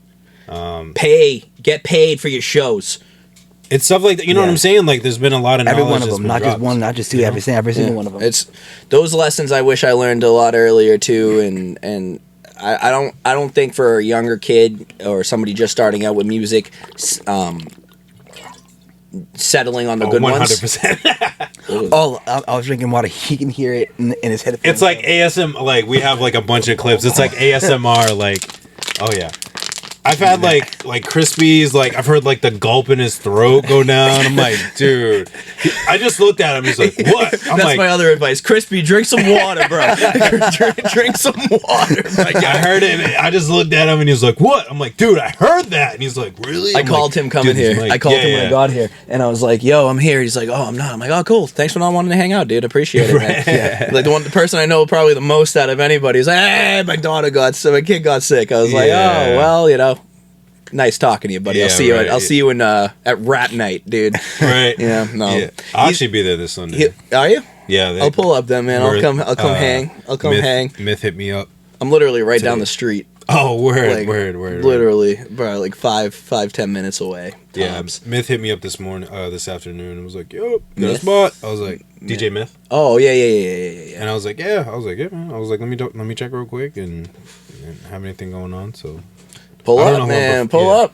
You're more than welcome to pop up earlier too if you want. I'm literally down the street, so if you want to Word. chop it up, Yeah. tune it up a little bit, make a beat, something like that. Hey. I got the little studio in there. It's not much, but it's mine. You know what I Hey. mean?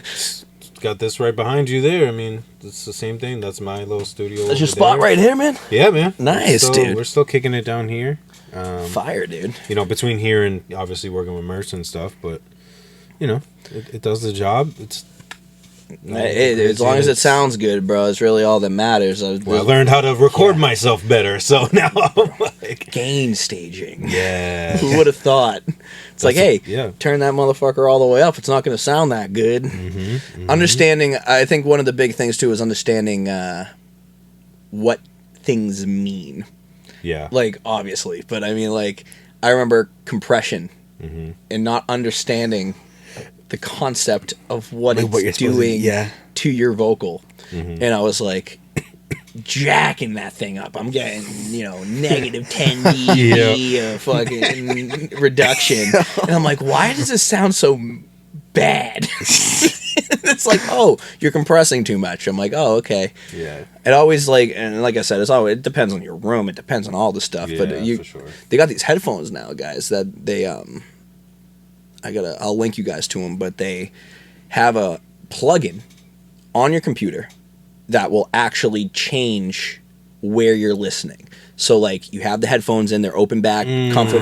So you can do like the car wild. test. If I want a car test, That's I cool. click on car, or I click on club, or I click on this. On the headphones? It's a plugin that comes with the headphones that you Yeah. can put into on your master channel, Yeah. and then click through, and it will change in your headphones. Good deal. You That's know, cool. So you don't got to Yo, go out. that Like is dope. technology, Yeah. crazy, Yeah. dog, crazy. Yo, because I'm 100% been that person. Like, yo, you do the mix or whatever, you hear it, and then you like throw it on you Send it to your phone real Car quick. You run tests. outside, do the car test. Oh, you yeah, go out of the yeah, door. well, iPhone headphones was always one I always did. So it was always Mm. car, iPhone headphones, your speaker on your phone. Yeah, for sure. And JBL then speaker for me. you got to think how people are you're going to listen listening to it. to the music. Yeah. And how is it going to sound? There's somebody out there that I couldn't imagine just playing music off my speakers though. I'm like, I can't listen to it like I need this. it louder. I need some bass to it. I need something. I can't just. It's like the equivalent of somebody trying to rap to me at a show.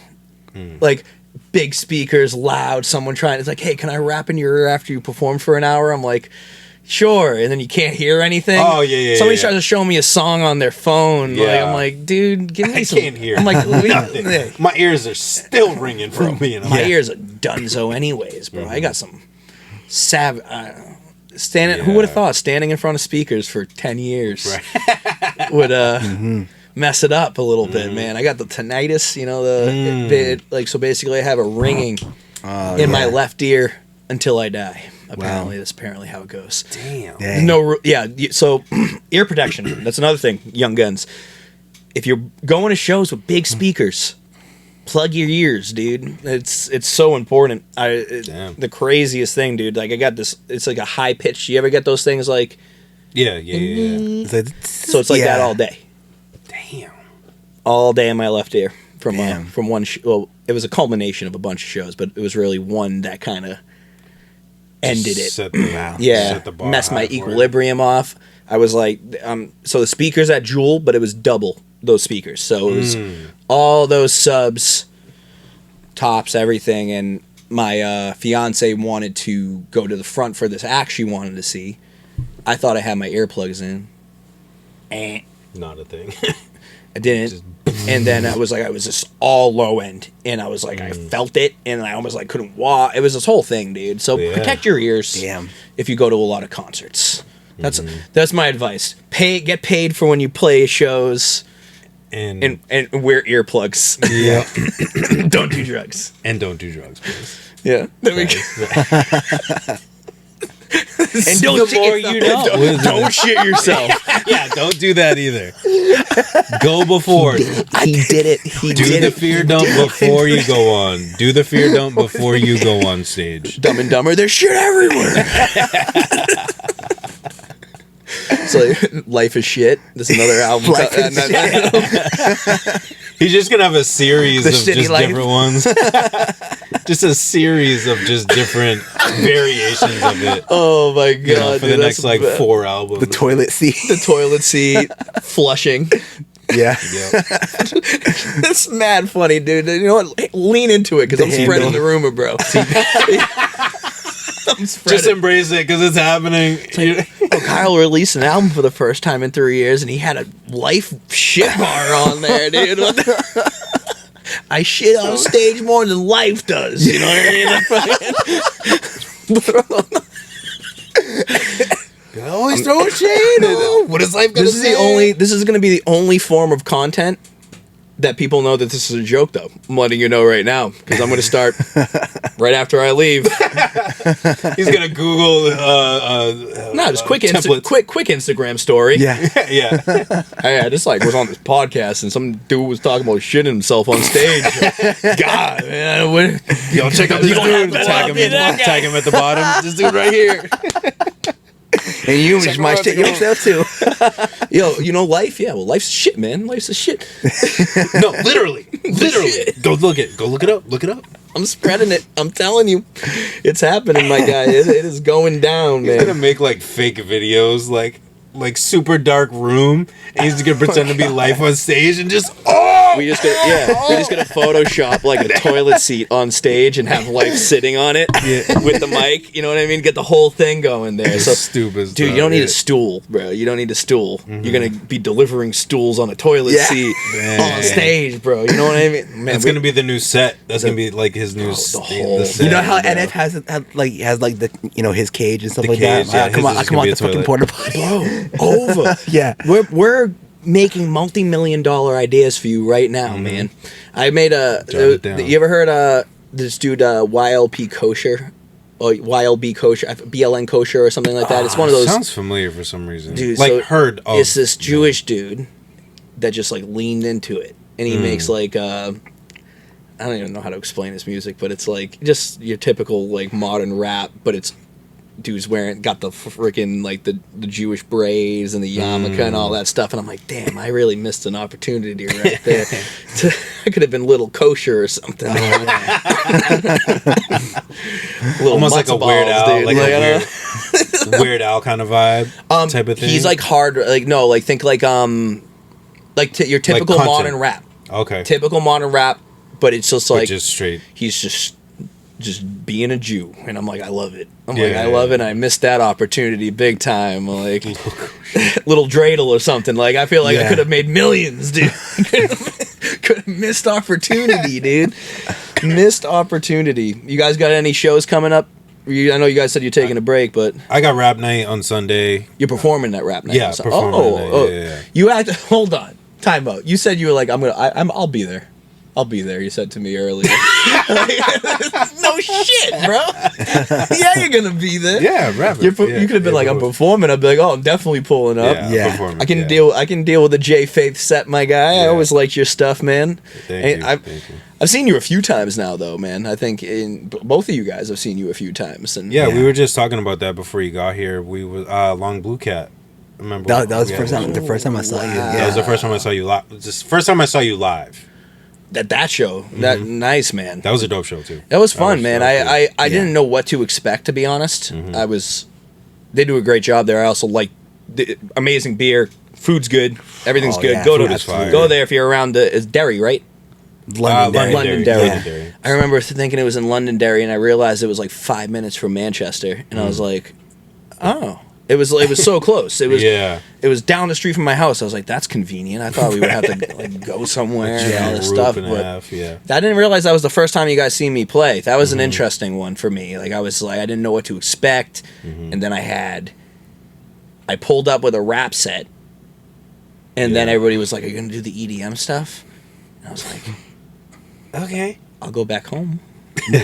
I'll be right back. I'll bring my USB, I guess." Like it was a whole thing, and I didn't, but it worked out. That was a cool little venue. They could do a lot with that place. Yeah, for I don't know what they're doing.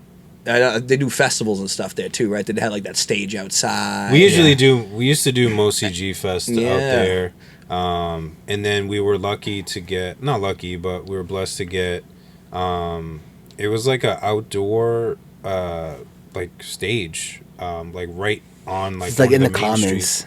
of In the comments Londonderry. of Yeah. Londonderry, yeah. That was last. That was last year. Yeah, right. Yeah, I was somewhere for that. I wanted to pull up to that. I just wasn't around. Yeah, it was cool. It just sucked that I it love rained. that crew, man. I love your little. I love that crew, bro. Like all you guys are really cool people. Everybody. That's one thing that I feel like I'm missing a lot of at this point. Like I got like my music homies, right? Like my closest of close. Yeah. Gable or Honeycomb moved out to Vegas and is murdering. And then so like there's people that I'm usually by myself. So having the creative collectiveness that y'all have is something that like should be appreciated, because you guys being able to work with each other, get along with each other, and just vibe out like that and be creative and have those spaces and have the support is important. Yeah, for sure. Yeah. Super important. So that's a blessing for y'all, for real. So yeah. But yeah, man, it was friggin' I want to go out to that studio too, man. So I don't know when you guys are pulling up there for again, kicks, but it's a solid studio. let me know. Yeah. I will Hopefully, pull up. hopefully sooner than later. Talk shit to everybody. Talk shit. Yeah. Just talk shit about. Well, we're gonna be working on the mixtape too soon. Hopefully, we'll get to work because we're working on a mixtape. So we're gonna try to get as many people as possible in to, collaboratively do it together. Not just phone in. Almost like minds of a cruises. collective. Yeah. Yeah. Right, exactly. Wow. Yeah. Right. Wow. See how that works? But yeah, and get content and all that. All the content and all that fun stuff. But just like do it together as a team and knock out the songs that we have. It's really cool. That level of support is dope, man. Yeah, it's been cool. It was And you actually a guys have quick all been turnaround. like that since I met you guys, to be honest. Because Yeah. I think the first time I really met everybody, I did the Just for Kick show for like I think it was a birthday or album release or something. It was a Bars Over Bars show. Okay, yeah. Oh, okay. And Yeah. then I started seeing all y'all more. And I want to say Rap Night, I saw you We guys usually take at. Rap Night, yeah. Then we played a show together a couple of times, I think, for Bars Over Bars, if I'm not mistaken. I think we had a couple of those. Yep. But you guys have always gave off good vibes. Every single Thank one you. of you guys Thank on you. Good to hear. MOCG. So everybody is really cool, creative, and friendly, which is great. Humble, too. Yeah. So, It's a like, good variation too. You don't just have the same style. You have different. It's important, good man. diverse. That's important. Like my whole label. You got Honeycomb, who's doing his own. I don't even know how to describe what that man does. He's the most talented dude I've ever met in my life. Yeah. And then you got my boy Intellect from PA, who is nothing like me. Yeah. Me and him don't rap it the same at all. We can on like we Right. go off each other well, and you guys have the same vibe. Like there's Murph does not sound the same as JFK. Right? They don't have. They're very different. Or you versus you and Chemic, yeah. Chemic isn't. Yep, Chemic. Shout out to Chemic. Love Chemic. Facts. But you all have that different energy, but the same energy in the right spots, Right. Yeah. Right. the important spots. So Yeah. keep doing your thing, y'all. For real, Absolutely. it's very Likewise. cool to see. Yeah, well, Likewise, trying, I know trying, trying, I know you're getting there. You figuring will. it out, You man. will. I'm fortunate and I've got lucky, and it's all timing, and I've been fortunate enough to have some people in my life that have put me into some better positions with the shows. Like, I mean, without Gable, I don't know what the hell I'm doing with a lot of this stuff. Like, I ain't playing Big Night Live 2 weeks ago if it isn't for Gable, you know? Right, yeah. So it's about those people. Because if one of y'all get there, it's only going to level everybody else up and get to a point where it's like, that shit's happening. Yeah. Like, without Gable, I ain't on that tour with T-Pain. That was like Right. was one of the craziest experiences of my life. Yeah, I can't imagine. It was, dude. It felt fake, bro. Like, because it's like I'm sitting in there and like you're getting like the full level of imposter syndrome, and this wasn't my tour, right? So, but I'm sure as hell there. I'm sure as hell doing my thing, and we had a couple of like shows on the run where I would do my thing.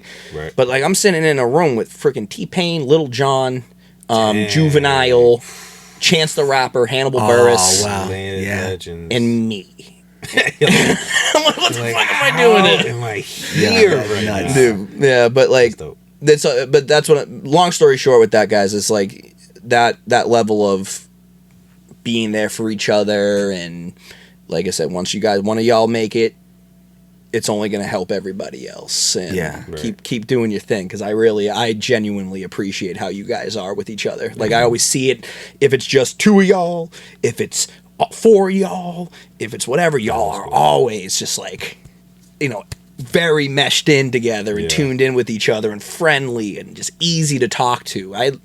One of the big things for me going to those like rap nights or something, I don't like feeling different. First off, that's one thing that I definitely don't like. I don't like going in there and people up my ass about certain stuff, like, which it's not. It might sound like pretentious or ego wise, but it's like, yeah, sure, but I don't go there for that. I don't go there to have smoke blown up my ass or someone kissing my ass about something like, oh dude, you're the friggin' just talk to me like somebody regular, man, and and because I am regular, I ain't doing anything like in comparison to the grand scheme of things. I've done cool stuff, but not like that. But it's like, as long as y'all are chill and real. Because you always get like, I don't want to sound cocky about it, but it's like those are the comments you always get. Oh, that set was dope. Oh, that's like, dude, just like come have conversation with Say me. what's up. Yeah. You can say good, good set's cool, for bro. sure. I appreciate Like, 100%. But like, just they start going down the rabbit hole of just like ass kissing. Not to be like rude, but it's just like I can tell. Like you can tell when someone's, and it's like, then you're going a lot of the time, and the more popular that you get, the more you start questioning why people are acting a certain type of way with you. Right. You go, what's the motive behind that? Are you trying to gain something out of this? What are you trying to do? Right. And that's at my level, and I'm not even there. I'm not even close to there in comparison to what everybody else is doing. Like when I walk around with Honeycomb, we can't. A 5-minute walk is an hour walk at a festival because of the amount of people That will stop. That will stop. And, oh, honeycomb. I don't even know if I want that necessarily, to be honest. I always look at that, I'm like, that is tough. Yeah. And Gable's amazing. That's what he's meant. Like I said, the most talented dude I've ever met my whole entire life, musically. That dude is absolutely asinine. But it's insane, bro. He can do like an hour and a half set, unique every night, and make it completely different and dope. Damn. And like just, hey. That's talent in itself. Bro, it's every single set of his is improv. So we did Big Night Live 2 weeks ago, completely off the cuff. Damn. Completely off the cuff. He just goes. Whatever the vibe of the room is, he has all the synths and all this stuff, but it's like, I couldn't even imagine doing that sometimes, where I'm like... The mental process of it all. Going out, like, people say it all the time. People get famous all the time, and are like, I wasn't ready for XYZ. So, yeah. Yeah. Insert famous issue here. Right. Yeah. Right? Yeah. It's just, that's how it is, man. But keep that group going, man. For Absolutely, real. Because yeah. that's, like I said, it's one of my, seeing y'all out is a comfort for me, where I'm like, oh, y'all are doing your thing. Yeah. And like figuring it out and working together. And like I said, I lack that a lot. Like I'm very much by myself all the time. Yeah. All the time. Where I'm with art, with music, and if I go to a studio, it's usually not me recording. I'm usually just there hanging and whatever and giving advice if someone asks. But like, other than that, man, you guys have something cool going on, so keep doing the cool shit. You know what I mean? Absolutely. Sure. Yeah. Cheers. Salute. Well, on that note, I want to thank everybody for tuning in. I want to say God bless everybody. Appreciate y'all. Shout out to Kayla. Shout out to Crispy. All the team. Guys are in our thoughts. Wish you guys were here, but we know you guys are handling things. Appreciate y'all. But until next time, my name is Jay Faith. I'm L.Y.F E. And we got Kyle Goldstein. And this is the Right Mind Wednesdays podcast. We'll catch y'all next time. What's up? Get your mind right.